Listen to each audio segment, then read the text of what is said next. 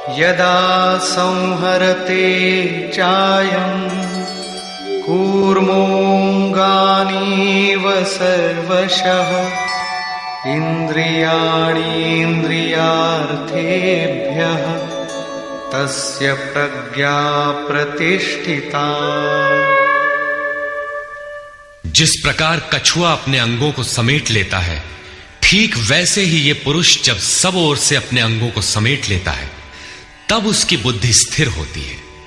खतरे को देखते ही कछुआ जिस प्रकार अपने सिर और पैर समेट लेता है, ठीक इसी प्रकार जो पुरुष विषयों में विचरती हुई इंद्रियों को सब ओर से समेटकर हृदय देश में निरोध कर लेता है, उस काल में उस पुरुष की बुद्धि स्थिर होती है। किंतु ये तो एक दृष्टांत मात्र है। खतरे का एहसास मिटते ही कछुआ तो अपने अंगों को पुनः फैला देता है। क्या इसी प्रकार स्थित प्रज्ञ महापुरुष भी विषयों में रस लेने लगता है? इस पर कहते हैं,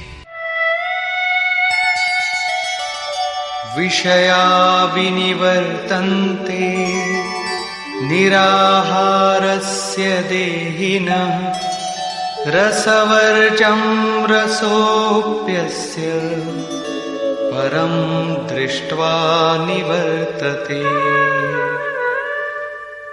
इंद्रियों द्वारा विषयों को न ग्रहण करने वाले पुरुषों के विषय तो निवृत्त हो जाते हैं, क्योंकि वे ग्रहण ही नहीं करते, किंतु उनका राग नहीं निवृत्त होता, आसक्ति लगी रहती है। संपूर्ण इंद्रियों को विषयों से समेटने वाले निष्काम कर्मी का राग भी परम दृष्टवा, परम तत्व परमात्मा का साक्षात्कार करके निवृत्त हो जाता है।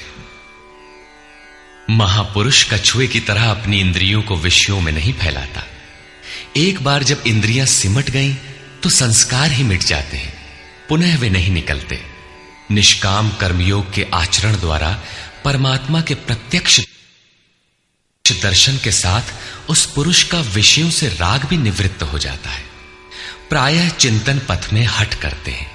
हठ से इंद्रियों को रोककर वे विषय से तो निवृत्त हो जाते हैं, किंतु मन में उनका चिंतन राग लगा रहता है। ये आसक्ति परम दृष्टवा परमात्मा का साक्षात्कार करने के बाद ही निवृत्त होती है, इसके पूर्व नहीं। पूज्य महाराज जी इस संबंध में अपनी एक घटना बताया करते थे। गृह त्याग से पूर्व उन्हें 3 बार आकाशवाणियां हुई थी। हमने पूछा, महाराज जी आपको आकाशवाणी क्यों हुई, हम लोगों को तो नहीं हुई? तब इस पर महाराज जी कहे, हो ई शंका मोहू के भई रही, अर्थात ये संदेह मुझे भी हुआ था। तब अनुभव में आया कि मैं 7 जन्म से लगातार साधु हूं। 4 जन्म तो केवल साधुओं सा वेश बनाए, तिलक लगाए, कहीं विभूति पोते, कहीं कमंडलू लिए विचरण कर रहा हूं। योग क्रिया की जानकारी नहीं थी, लेकिन पिछले 3 जन्म से बढ़िया साधु हूं, जैसा होना चाहिए। मुझ में योग क्रिया जागृत थी। पिछले जन्म में पार लग चला था, निवृत्ति हो चली थी, किंतु 2 इच्छाएं रह गई थी, एक तो स्त्री और दूसरी गांजा। अंतर मन में इच्छाएं थीं, किंतु बाहर से हमने शरीर को दृढ़ रखा। मन में वासना लगी थी, इसलिए जन्म लेना पड़ा। जन्म लेते ही भगवान ने थोड़े ही समय में सब दिखा सुनाकर निवृत्ति दिला दी। 2-3 चटकना दिया और साधु बना दिया।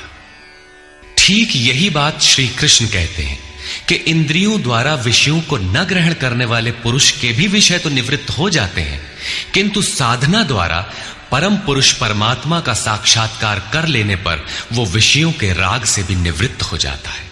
अतः जब तक साक्षात्कार न हो, कर्म करना है। इंद्रियों को विषयों से समेटना कठिन है। इस पर प्रकाश डालते हैं